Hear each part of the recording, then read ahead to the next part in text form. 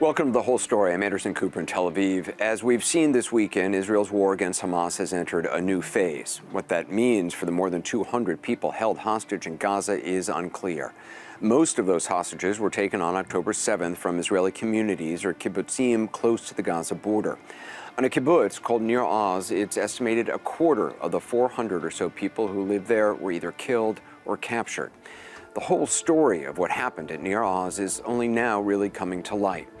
Tonight, we want you to meet those who survived the attack at Nir Oz, who are now fighting for answers about what happened to their missing loved ones and neighbors.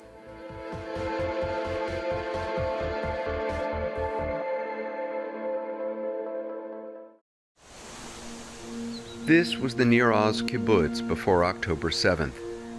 Nir Oz has huge and beautiful fields all around it. Many of them are potatoes, but some peanuts and carrots and many, many other crops.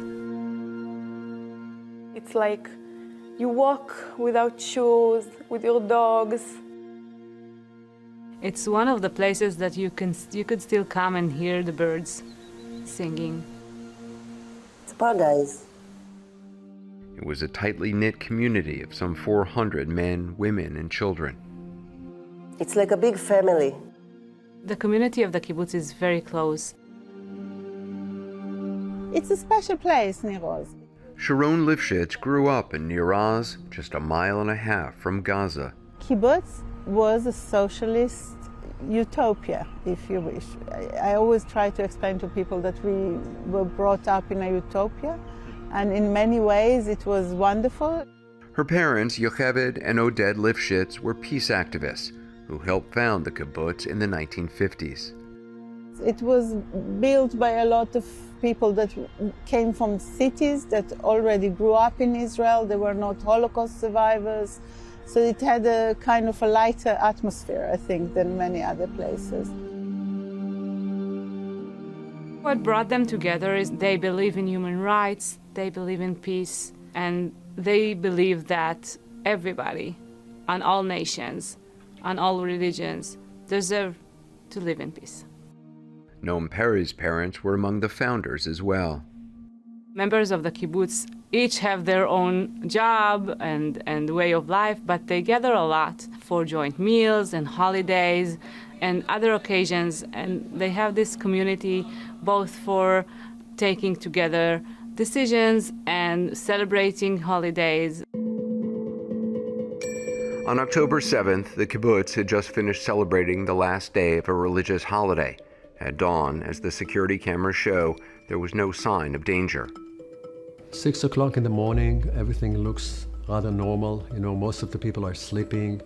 Couple wake up early in order to go on a walk. At 6:06 a.m., Gad Haggai and his wife, Judy Weinstein, headed out the front gate for their morning walk.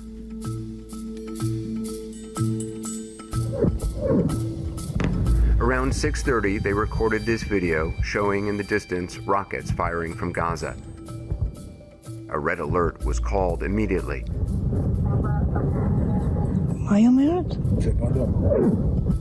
The couple sent this video to a group chat at 6:42 a.m.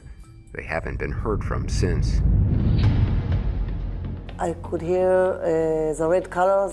It means that we have to go to the safe room, to the shelter. I'm all alone in my own house. My children with a father in the other house. Hadass Calderon's youngest kids, Zahar and Erez, were with their father, Ofer, in his house nearby. Hadass's 19-year-old son, Rotem, was in his own house. And Hadass's mother, Carmela Dan, was in her home with her 13-year-old granddaughter, Noya, who's autistic. Our grandma was her best friend. That's why she was with her.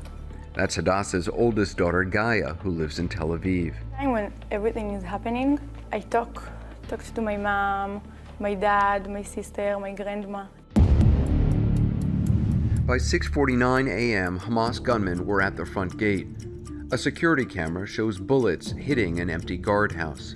By the yellow main gate, you have a booth in which someone usually guards the entrance. No one is there, and you see shots over there, and then you see the holes in the glass, and everything is shattered.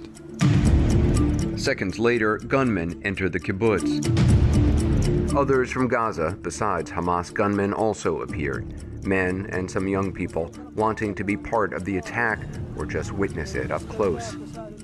Hadass Calderon was in her safe room, exchanging messages with her family and neighbors.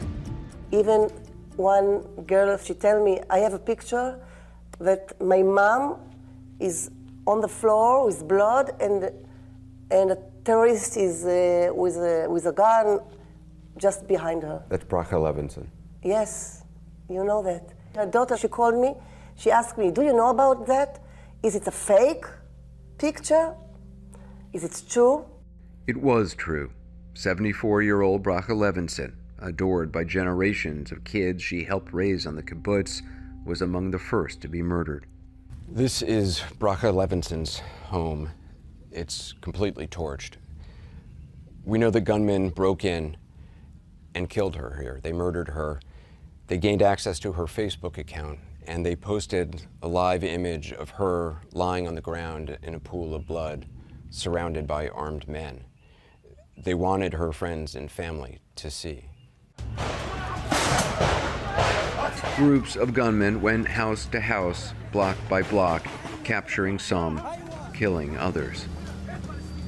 One of the terrorists is hiding. Then apparently he heard something, an engine of a car, an Israeli car approaching the gate. So he stands up, immediately approaching the gate, and fires. And fires.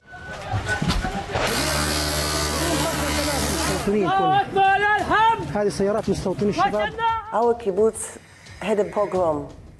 They came and they went house by house by house. Many residents had made it to their safe rooms, but the fortified shelters were built to protect from rockets, not terrorists on the ground. You can tell gunmen tried to pry this door open. This handle has nearly been pulled off from tugging it. It looks like they tried to pry open the door as well. You can fit your hand through here. They could just maybe look in, but they couldn't actually break through this door. The family in this house survived in their safe room, though at least one of them was wounded. There's blood all over the bed and sheets. Like many, Hadass Calderon's safe room didn't lock from the inside. For hours, she held the door handle to stop gunmen from getting in. I'm in the safe room, but I'm holding my door. I'm all alone, and I have to survive. I hold it with my leg. After a while, I have pain. I take a metal that my son used to make some sport, you know. I took the metal. Pull-up bar. Yeah. I put it in the door. I didn't think I'm going to survive that. I sent a message to my family. Hadass's 12-year-old son texted her at 8:15 a.m. "Mom, be silent," he wrote. "I really love you." Minutes later, Hadass wrote in her family group chat, "You are my life. Hope that we'll go through this and survive. Love you so much." Her 16-year-old daughter, Sahar, wrote back, "Mom, take care of yourself. Love you." Ofer, the father of her kids, texted Hadass to say he'd escaped the safe room through the window with their kids and they were hiding in the bushes. She responded, "Are you crazy? Go back to the shelter quickly." Then my battery is gone. I don't have a phone. Light is gone. I'm in the dark.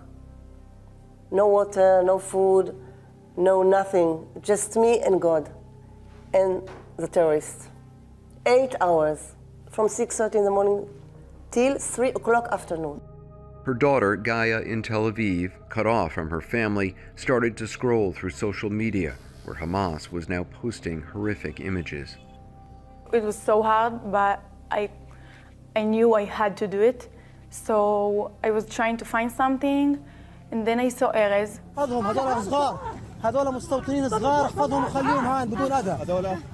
That was so hard to watch. But then I told myself, okay, he's alive.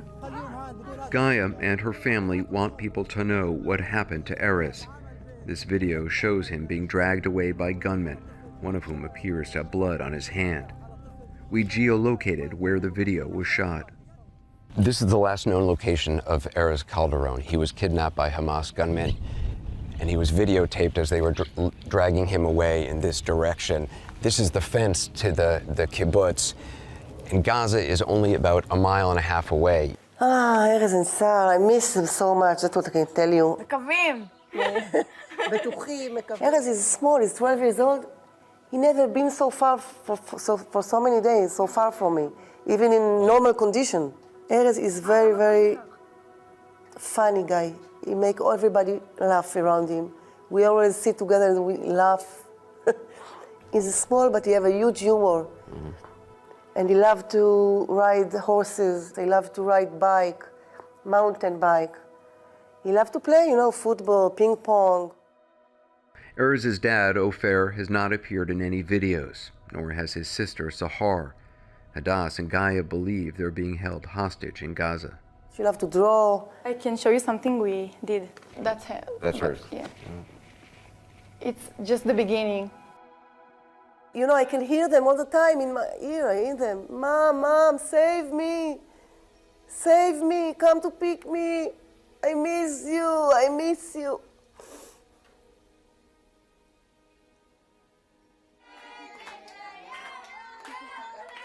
The bodies of Hadass's mother, Carmela Dan, and Carmela's granddaughter, Noya, were identified about a week ago.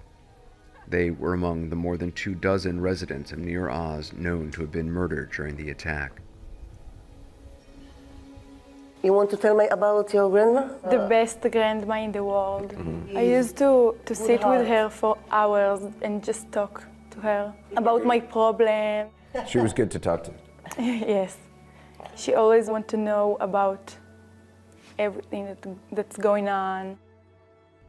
Carmela Dan was 80 years old. Her granddaughter, Noya, was 13. I was the first journalist to step inside Nir Oz, and I came and started documenting 2 days after the atrocities took place. Itai Angel is a war correspondent and documentary filmmaker for Israel's Channel 12. The first impression is the smell, because you smell death. Imagine that you see nylon bags with body parts. Imagine that you see tiny little bags of babies. And then there is the sound, which is absolutely silent. Nothing but birds. Birds and the chimes. More than a week later, when we were able to get to Nir Oz and take these images, there was still that strange, sickening silence. Those birds, some flies, a breeze blowing through broken windows. The residents were gone. Only their cats remained. No family, no home was untouched by terror. The gunmen who came to this kibbutz had hours to roam the grounds freely. They killed men, women, and children in their homes, out on the street, in their cars, and they spent a lot of time rifling through people's possessions, seeing what they could take, looting whatever they wanted. People's possessions were still strewn about. It appears someone tried to hotwire this car. Nearly every home had been defiled. This is what was left of Adina and David Moshe's home. Torched by gunmen, you can still see plates in the dishwasher. My grandmother, she always told me that this is the best place to live.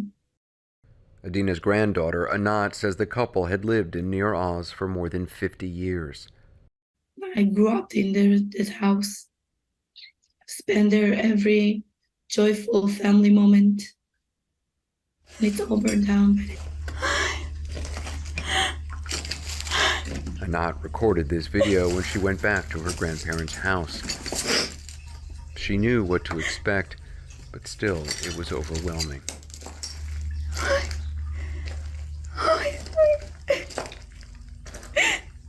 But I still have my grandmother's bracelet. She gave it to me. Yeah. She gave it to me like 1 month ago. before everything happened. Her grandparents hid in their safe room when the gunman came. Adina messaged everyone they were okay. "We are perfectly all right," Adina wrote. "There are still noises of light guns shooting outside. Other than that, locked in the shelter till further instructions."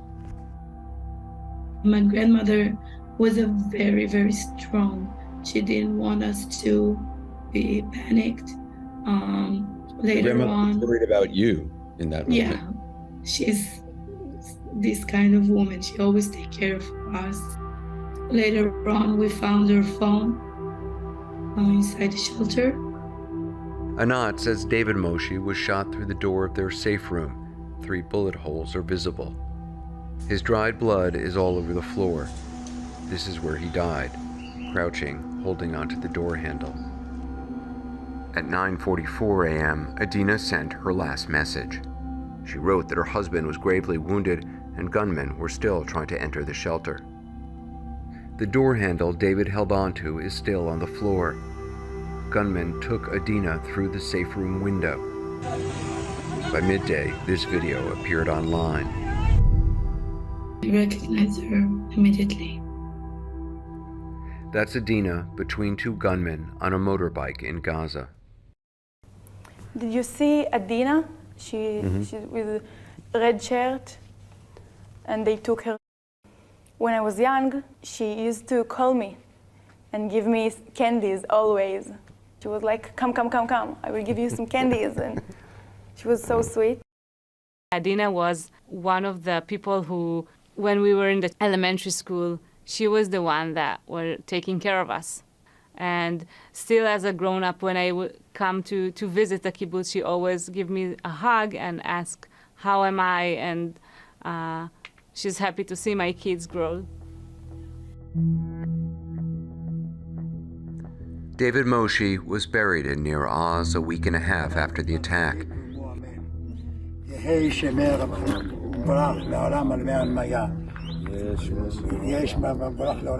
He'd been married to Adina for 53 years. I promised him to fight for my grandmother, but I will not live on angry way. You don't want to live with hate in your heart. No, this is not our way.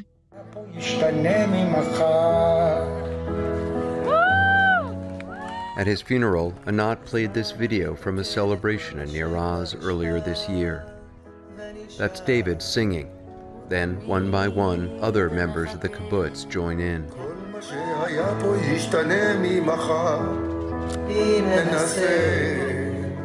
This is what the song means. The time will fix all that breaks. You're allowed to be afraid and you're allowed to be sad. But tomorrow we can rebuild and recover.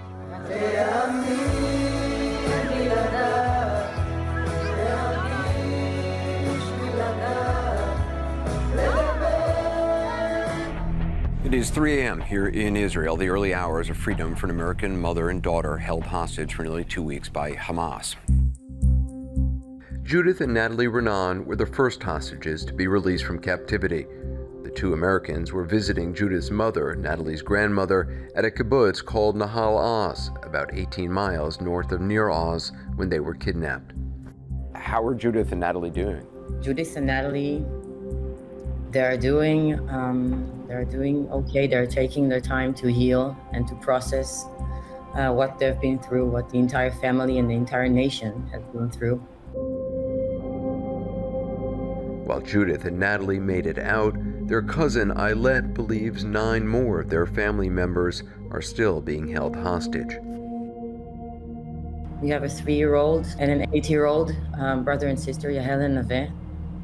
And we have Noam, who is 12, so 3 children in our family. We haven't been given a sign of life or any indication as to how they're doing. This is truly heartbreaking. It's very hard to sleep at night. A few days later, 2 elderly women were also released. 79-year-old Nurit Cooper and 85-year-old Yocheved Lifshitz. Both were from Nir Oz. Yocheved's daughter, Sharon, was by her mother's side at the hospital in Tel Aviv when she described her harrowing journey to reporters. I went through hell. They went on a rampage in our kibbutz. I was kidnapped. As I was lying on the side on the motorbike, legs here, body there, the shabab hit me with sticks. They didn't break my ribs, but it was very painful and made it hard for me to breathe. Yocheved said she was taken into an underground tunnel. There they walked for a few kilometers on the wet ground. There are a huge network of tunnels underneath. It looks like a spider web. When she first arrived, they told them that they are Muslims and they're not going to hurt them. How is your mother doing? My mom is looking okay, a bit thinner. It seemed that she did get a basic medical care. The nurses said she's very sharp and very communicative and she wants to tell everybody what she knows. And I think your body, your mind, everything go into quite a different state, isn't it? So it seems to me that she somehow had that spirit that carried her through. Sharon's mother was criticized in Israel because when she was released, she shook the hand of a Hamas gunman. What did you think of that when you saw that? It's very typical my mom. Mm-hmm. She loves the human, so... Even though these were people holding her hostage, she's the kind of person who sees them as a human being. Yes, she acknowledged him as a human being. Horrific as everything is, she kind of couldn't stop herself.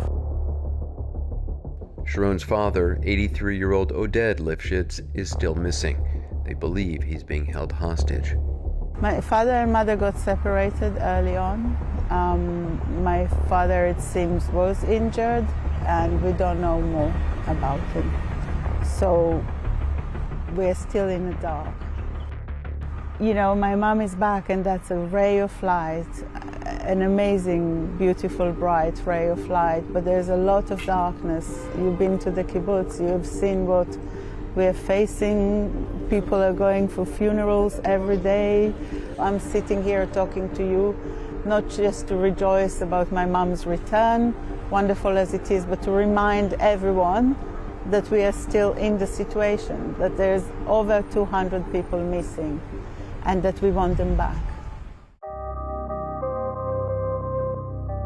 Sharon grew up in Nir Oz and knows many of the families who've lost loved ones.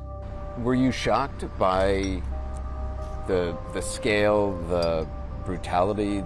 Horrified. It was beyond anything we ever imagined.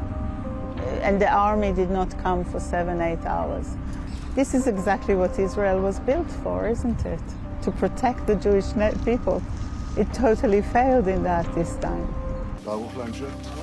Israel's Prime Minister, Benjamin Netanyahu, has yet to publicly accept any responsibility for his government's failures on October 7th, but several high-ranking members of the military and intelligence services have. The lack of awareness by IDF and Shin Bet did great damage to us.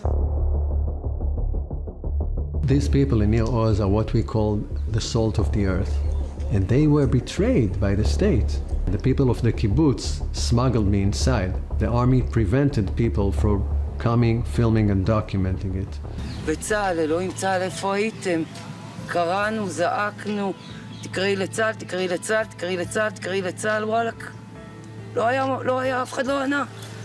מבחינתי האישית, השבר הכי גדול זה ההפקרה שלנו על ידי המדינה. אף פעם לא חשבנו שיכול להיות דבר כזה. When Hadass Calderon was hiding alone in her safe room, she messaged her children that help was on the way. This will end very soon, and IDF will help. Don't worry, we are stronger than them. Now she too feels betrayed. 8 hours, we've been alone. Nobody helps us. No army, Nobody helps us. We've been alone. The government's abandoned you now. Yes, they are. Where are they? Where are they? They said the war in Hamas and to kill Hamas is more important.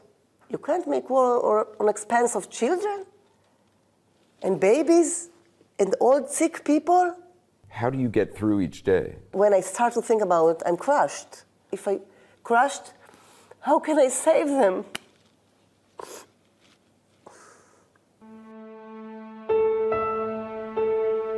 Sharon knows Hadassah's family well, including her niece Noya, who was killed. To lose Noya and to lose all these kids, that will break my parents' heart. Your mom and dad would have wanted the children to be released first. Yeah, my father taught Noya the piano, and my mom will make her cookies. She was one of her kibbutz grandchildren. There's nobody in this kibbutz, in this community, who is not intimately connected with somebody There's else no one. who's taken. There's no one. We are devastated.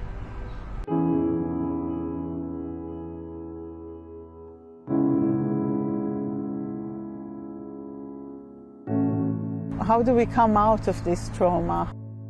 I don't know. How do we make something that is worth living for? Do you have that answer? I just think be kind. I really do believe that we should all participate in the little acts of kindness that makes the difference. Even now? What's the alternative? What's the alternative? You know, the bloodshed now. I don't enjoy any death, not for anyone. It just makes me so sad that in our world we are creating so many stories of trauma and destruction.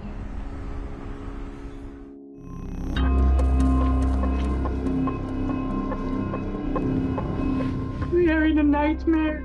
I first began to focus on what happened at Nir Oz when I saw a woman named Ifat Zeiler on CNN 2 days after the attack. We need everyone's help.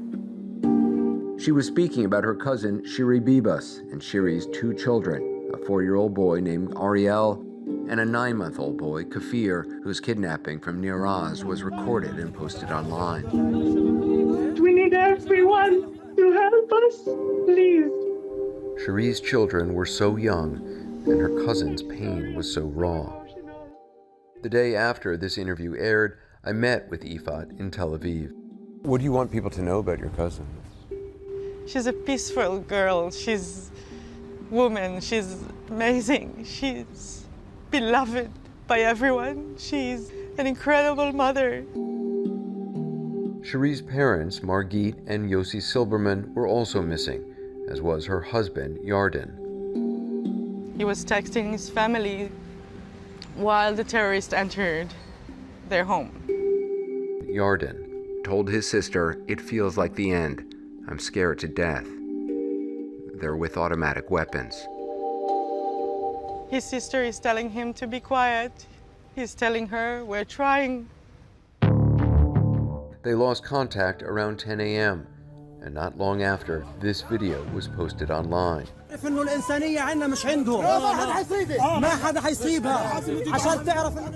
Shiri and her kids being taken hostage. I see my cousin outside our house in the kibbutz where she lives, holding her 2 babies, covered in a blanket. I can see the horror in her face. Ifat wants the world to pay attention to what happened to her family. In that video, you see Shiri's 2 little children. They're silent in it, they're not crying. How did they look to you? I think they might have been in a state of shock. She was trying to remain calm for them. If they knew she was terrified, then they would be terrified. Of course, we are all parents. We know that our children can tell everything about us if we're sad, if we're afraid. And she's really brave. I can only imagine. As horrible as it was for Ifat to see this video, it did give her some hope. It's the only proof of life we have. Other families don't have that. I can see her there, I can see they're alive. I know she was taken alive. It gives me something to hold on to. Ifat did find these images of Shiri's husband Yarden with blood on his head and hands, apparently in captivity, but she doesn't know what happened to him. We're a small family, and half of them are kidnapped. Half of your family is now? Yeah. Nearly 2 weeks later, Ifat learned her aunt and uncle, Shiri's parents, were dead. She's still waiting for word on the rest of her family. We need a sign of life. I have a 7-month-old myself, and when I hold him, I think about her, I think about Kfir, her son, I think about Ariel.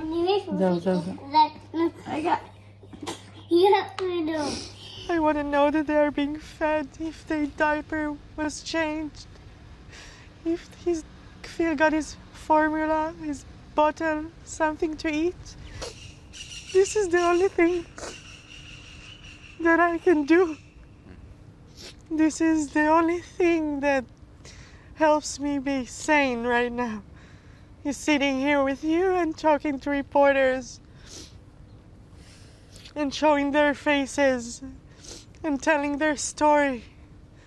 I want my family back. Please, I want my family back. I'm trying to be strong and stoic and speak clearly, but I'm devastated. I'm devastated. I don't know what else to do. We need institutions from the world. We need someone to take care of those captive people, civilians. Every hour, every day. It's getting worse. I want my family, if they by any chance are watching this, I want them to know that we love them and we're doing everything we can to get them. We want this to end in the best way possible. You make me happy when skies are gray. 2 weeks ago, Ifat made this video, hoping to keep attention on her family and the plight of all the hostages. Please don't take my sunshine away. 5 days after the Hamas attack, I went to the site of the Supernova Music Festival, where more than 260 people were slaughtered and an unknown number of others were taken hostage. While I was there, a soldier showed me some videos of the attack on his phone. In one of them, a badly wounded young man was being taken hostage. Jesus. His hand has been blown off. Days later, I was interviewing 2 American Israelis, Rachel Goldberg and John Polin, on CNN about their son Hersh, who they believed was taken hostage from the music festival. I saw 2 texts pop up at 8:11 in the morning. The first one said, "I love you," and the second one said, "I'm sorry." Our son, by all accounts of the witnesses, had his left arm blown off at some point during the attack. He had fashioned for himself some sort of bandage, tourniquet. When John said that, and I saw these pictures of Hersh, I realized he was the wounded man I'd seen, and I had the video, which his parents knew nothing about. It had never been released publicly. I didn't want to shock John and Rachel on live television. Thank you both. Is it all right if I give you a call after this? Sure. So after the interview was done, I called them immediately and then sent them the video. They now want you to see what happened to their son. They want the world to know there are seriously wounded people who were taken by Hamas who need medical attention. We've blurred out parts of the video, but we want to warn you, it's disturbing. حملوهم حملوهم حملوهم حملوهم استنوا هاتوا كمان هاتوا هاتوا هاتوا والله نعرض دولتكم هاتوا هاتوا كمان هات طخوش من مصر هذول ماشي ما عادش يقتل بالنصره ايوه هات هات ناس من جوا. It's a crazy sequence of events that we talk to you through a computer screen and then get a phone call from you saying, "I have a video of your son." I didn't want to say on live television. Which we so appreciated. Of course. The way everything has unfolded, the gentleness that you used, because At the end of the day, you're a journalist, and journalists want a story.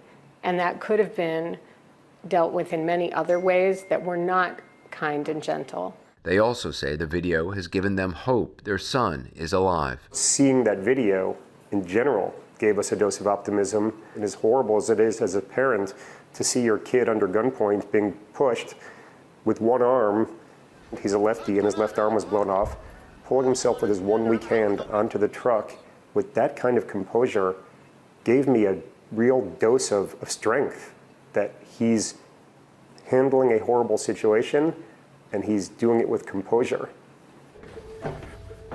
John and Rachel often visit their son's room, which is also their bomb shelter.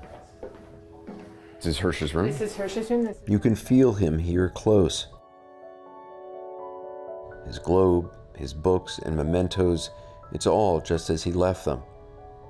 Rachel did make his bed, however.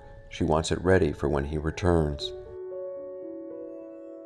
We have a porch that's facing south, and I went out Friday night and I was like screaming to him, hoping. Just because Friday night, we bless our children. Traditionally in Jewish homes, you bless your children on Friday night. So I was screaming. It's a traditional blessing from the Bible. And so I was screaming the blessing to him with my hands up. I usually put my hands on his head when he's home. So What does the blessing say? it says, may God bless you and keep you. May God's face shine upon you and be gracious to you. May God's countenance be lifted up toward you and give you peace. So, What do you want people to know about Hersh? he's just a super curious kid, and this wanderlust that he developed when he was, 6 or 7 years old has been his life, obsession. Always asking for maps and globes and atlases. For his bar mitzvah, he got 6 globes. Like that was what he wanted. And he really, these last few years, he's saved every penny to go on this trip that he has a ticket for on December 27th to India and then all points east. How are you able to get through each day? We have to try to go believing that somehow he got treatment and he's there and he's in pain and he's suffering, but he's alive and he's there. And there are also the moments in this universe that we now live where you say, maybe he died on the truck. Maybe he bled out in that truck. Maybe he died yesterday. Maybe he died 5 minutes ago. And there are those moments where you think, how are these thoughts even, I don't understand these thoughts, but they're real thoughts. We're trying to balance on the head of the pin and just get everything done with the hope that he'll come home to us alive and he'll go on that trip with one hand. I personally feel like we have to keep running to the end of the earth to save him. Shortly after I interviewed them, Rachel and John appeared at the United Nations in New York, along with other families, to demand world leaders do more to get the hostages home. My name is Rachel, and I am the mother of Hersh Goldberg Poland. I live in a different universe than all of you. You are right there. We seem like we live in the same place, but I, like all of the mothers and all of the fathers and wives and husbands and children and brothers and sisters and loved ones of the stolen, we all actually live on a different planet. This planet of beyond pain, our planet of no sleep, our planet of despair, our planet of tears. Tonight, Rachel and John and thousands of other family members are still waiting for a call or a knock on the door, a voice on the phone from their loved one saying, "I'm alive, I'm okay, I'm coming home."